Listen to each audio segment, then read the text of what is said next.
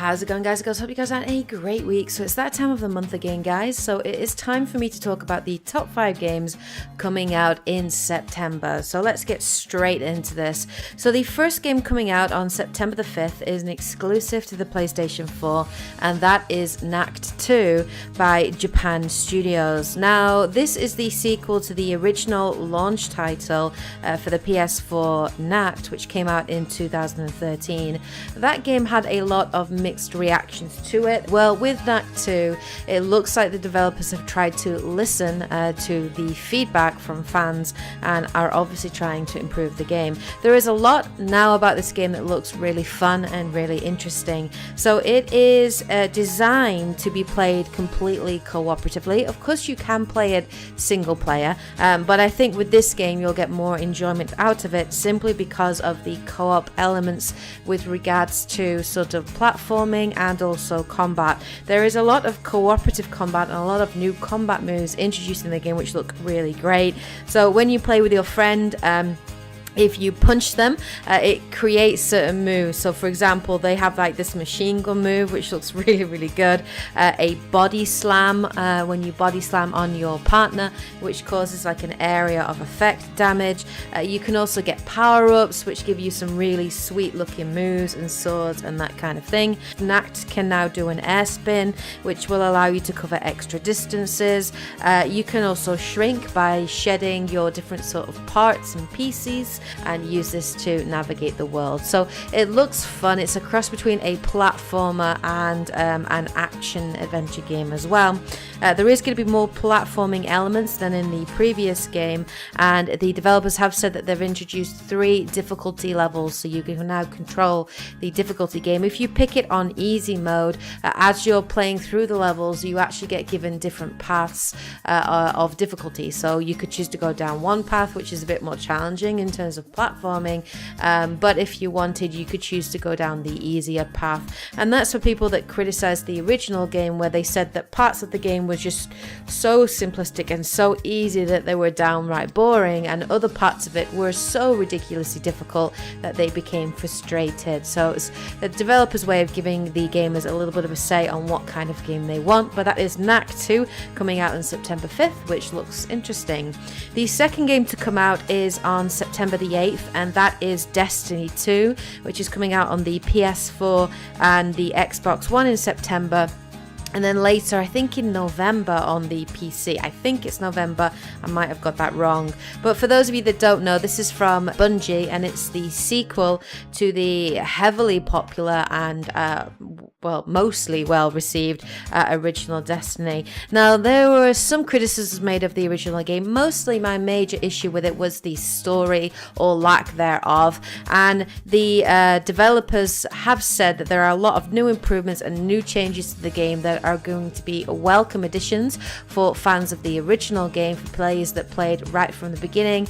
But for anybody picking up the game for the first time, they're going to be able to enjoy this. So there is going to be a new story. Bungie have said there are going to be more cinematics in this game than there were in the previous game. A lot more in line with sort of the Taken King, and that can only be a good thing. So the basic story, the new villain is Dominus Ghaul, who is the leader of the Red Legion, a military sect in the Cabal. And at the beginning of the game, suffice it to say, shit happens, things go wrong, and Ghaul ends up destroying the tower and draining the power of the Traveler, which basically means that all the Guardians lose their light and their weapons and ability, and everything gets destroyed, and the Guardians become fragmented. And it's your job in the game to basically, I guess, reunite the Guardians, help the different factions, and obviously take back the tower or defeat Ghaul. Now, what I like about from the looks of the game and the cinematics in the story is that it looks like we're going to get to actually see a little bit more of about the characters and their motivations. So Cayde 6, Commander Zavala, and Ikora, who represent the different classes of Guardians, are going to play a bigger role, hopefully, in this game. There are new worlds that you can explore, so these have been confirmed: Titan, Nessus, Io, and the European Dead Zone as well. There is a new social hub, because obviously the tower has been destroyed, and this is called the Farm. Bungie have promised that this is much bigger than the original tower in Destiny 1 and can actually support 26 players at the same time on the same server. The farm itself is also going to have a lot of little things in it, so you can play, I think, like football I saw, and there's little things that you can explore and little puzzles and just little references and things like that. There are new Crucible maps, and the Crucible has also been updated, so now it is 4v4, and this means that matches are going to be much more tactically based, because obviously if you lose 2 or 3 of your allies, then that's going to massively affect the way that matches are going to shift. There are going to be some new game modes as well, so survival, which is where you have 8 lives and you go down to sort of sudden death kind of thing, and also countdown, which is about planting a bomb and staying with that bomb until it explodes, or defusing enemy bombs, that kind of thing. So that looks fun as well. The 3 classes are back: Titan, Warlock, and Hunter, but they now have new subclasses. So the Titan has a Void Shield, the Warlock has the amazing looking Dawnblade, and I got hands on with that and it was great, and the Hunter has the Arc Strider, sort of like a bow staff kind of ability, which looks great. There's also a new weapon system as well, so they're trying to revamp and improve the weapon systems, and weapons are now kinetic, energy, and power based. Clans have been introduced as well, and something called guided games as well, and that's to help players that struggle to find enough people to play with for things like raids and nightfall strikes and that kind of thing. So that's going to be great, that you're going to be able to go and find particular clans and play with people that maybe you like the sound of, or they sound really, really cool.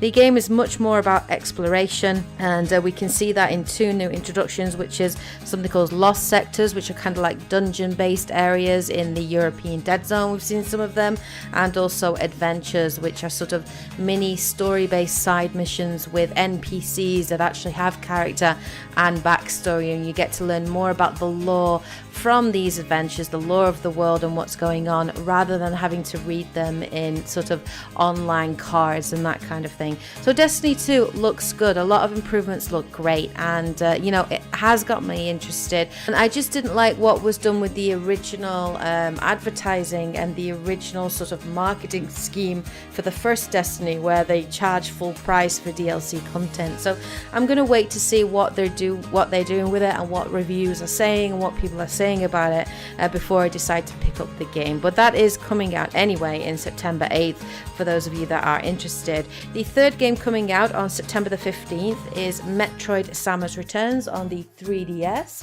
Now this can be played in both 2D and 3D, and it is a remake of the original Metroid 2 Samus Returns on the original Game Boy. It has had a huge graphical upgrade. The game looks beautiful, it looks great. The use of the dual screen with the 3DS as well looks brilliant in terms of being able to see your map, and you can place pointers on there for different icons for different areas in the map that are of interest to you or that you want to come back to.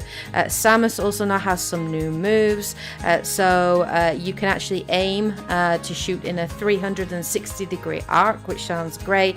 They have something called a melee counter as well, which looks like a brilliant defensive move. The Morph Ball is back, weapons, beams, rockets, all those things that we love about Metroid are back. Now there are going to be some new enemies and also some new bosses in the game, but these are still based on the original, so they will be familiar to fans of the original series, but they've been slightly updated and slightly revamped for the new game. But if you are a fan of the Metroid series, then definitely this is probably a game that you're going to be looking to pick up. And hell, if you've even played the original Metroid 2, you might want to pick it up just to relive those moments in sort of an updated 2017 version. But Metroid Samus Returns, that is coming out on September the 15th. The fourth game to come out is Dishonored Death of the Outsider, coming out on September 15th, and it's going to be available on the PS4, Xbox One, and PC. This is from Arcane Studios, and it's the third game in the Dishonored series. Now, it is not DLC, just to confirm that with you. It is a standalone game, very much in a similar fashion to Uncharted: The Lost Legacy, and it is a sequel to Dishonored 2, and it's actually set a couple of months after the end of the events of Dishonored 2, and players will get to play as Billy Lurk, otherwise known as Megan Foster, at the end of Dishonored 2, and she basically returns to Karnaca and reunites with her mentor, the legendary assassin Droud, and your goal basically is to take down the main villain known as the Outsider. Now, it looks really cool. It looks just as good as the original Dishonored games, and if you've played them, then this is probably a game that you're going to want to pick up. The really cool thing with Billy Lurk is that she does have some new void powers that do make her very, very different, her playstyle very different to Corvo or Emily in Dishonored 2, so that definitely will be interesting. But yeah, Dishonored Death of the Outsider looks really good. And finally, rounding out the 5 games coming out in September is Cuphead, which will be available exclusively on the PC and Xbox One, and that is coming out on September 29th. Now, this is a game that I think I'm definitely going to buy this month, simply because I don't have many games. I have an Xbox One, and I simply haven't had a reason to buy any of the games coming out on it. There really hasn't been anything that's interested me. The only games that do interest me were Crackdown 3 and also Sea of Thieves, but they're not coming out to 2018. So really, Cuphead's the only game coming out this year that actually interests me, and there are a few reasons why it looks interesting. I absolutely love the art style. It's amazing, it's unique, and it reminds me heavily of like the original sort of Mickey Mouse 1920s cartoon, Steamboat Willie, and I just love the art style. I love the soundtrack. I think it looks great. I love the whole idea of a 2-player co-op. It's basically a platform run and gun kind of shooter game, and from what I've seen of it, the soundtrack looks great. The gameplay looks fun, it looks challenging, and even some of the boss fights look great too. So Dante and I will definitely be picking up that game at the end of this month, and we'll probably bring you some videos showing a little bit of cooperative play for you guys to see and to check out. But those are the games coming out in September. Those are the top 5 games. So it hasn't covered everything coming out in September, but those were the 5 games that I thought looked the most interesting. I'm sure I've missed some things off of the list, so if I have missed anything, please share in the comment section below. Please let me know what you think of these games, what games you're looking forward to coming out in September, and if there is going to be anything that you're going to buy this month or anything that you're looking forward to coming out in the future. Anyway, hope you guys have a great weekend. Take care, and as always, happy gaming.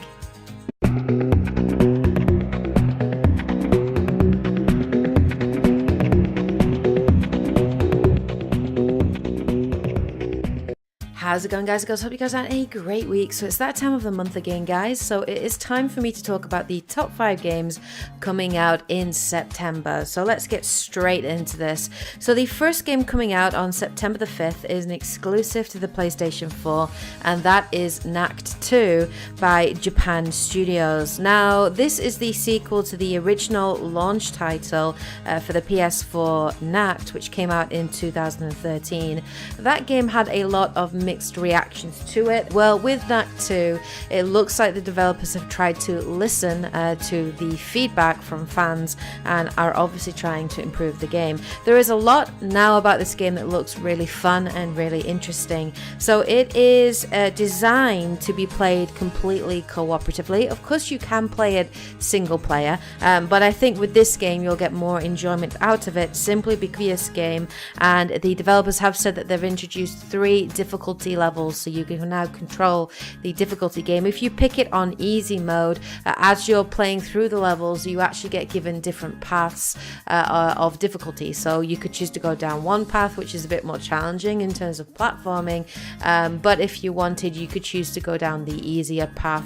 And that's for people that criticized the original game, where they said that parts of the game which you can also get power-ups which give you some really sweet looking moves and swords and that kind of thing. Knacked can now do an air spin, which will allow you to cover extra distances.